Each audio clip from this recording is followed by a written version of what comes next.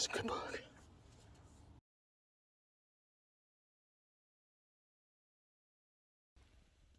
Well, it's opening day of Oklahoma muzzleloader season, and I am out here extremely early. It is 5:46. That means they'll be shooting light in an hour and a half. So, yeah, I got a little excited. Wish y'all good luck. I'm packing the old, I don't know if you can see it there, 54 caliber Hawken, the old mountain man gun. Still shoots true. I haven't taken this gun out in at least 10 years since I got that CVA. That CVA done me right for so long that I just never could put it down. But it's finally time to retire that CVA, and so breaking out the old Hawken muzzleloader this year. Got 3 deer tags. That's crazy. Usually we only get 2. Oklahoma says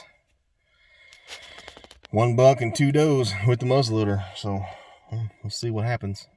Last time there was northeast wind, I saw a pretty good buck crossing right up here. So I'm going to run a little drag rag, put out some scents, and hopefully make something happen. Love y'all. God bless.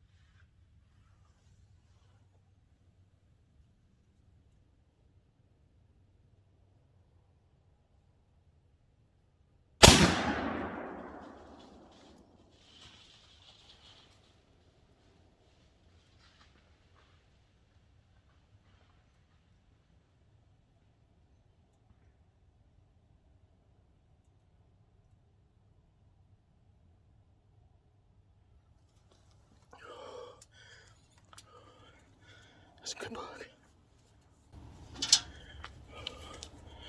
I forgot my caps.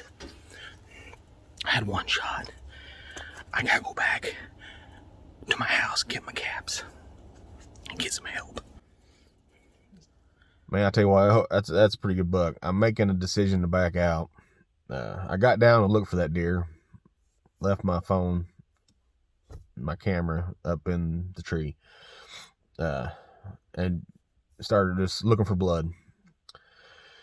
Didn't find any for 45 minutes, just looking back and forth. I got back up in the stand once, was trying to get everything, because when it all happens, that stuff, you're all jazzed up and shaking, and I got down too quick. I think using that old gun, my dad's had me a little excited. Wasn't finding nothing, but then I got a little further. I was just kind of going off where I heard that last crash, and I heard him get up.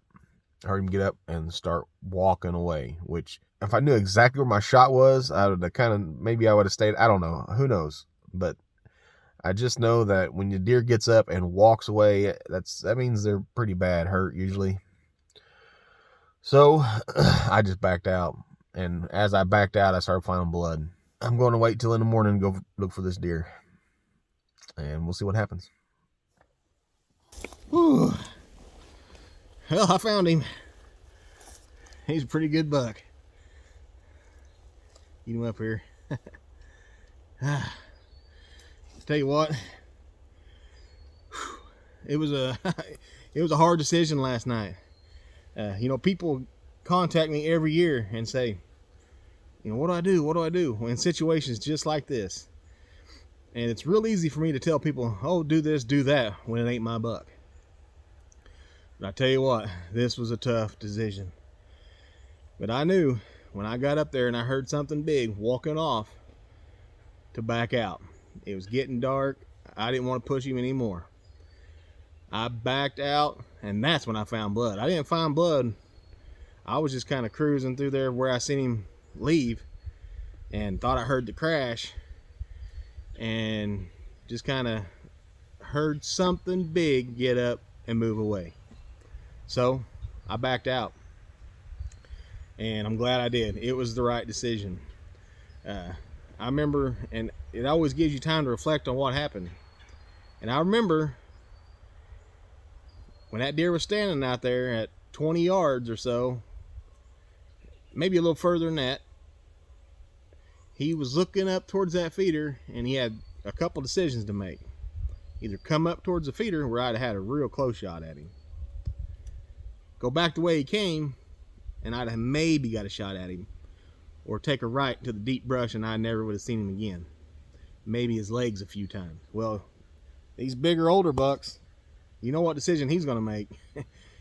As soon as he turned this way just a little bit, I let fly. And the shot was good here on one side, but it ended up bad on the other side. Got a little bit of gut. And that's what was causing him not to bleed very much. But once I heard him get up and move, slowly walk away. He didn't sprint out of there. He thought, okay, well, he's hurt. I'm just going to back out.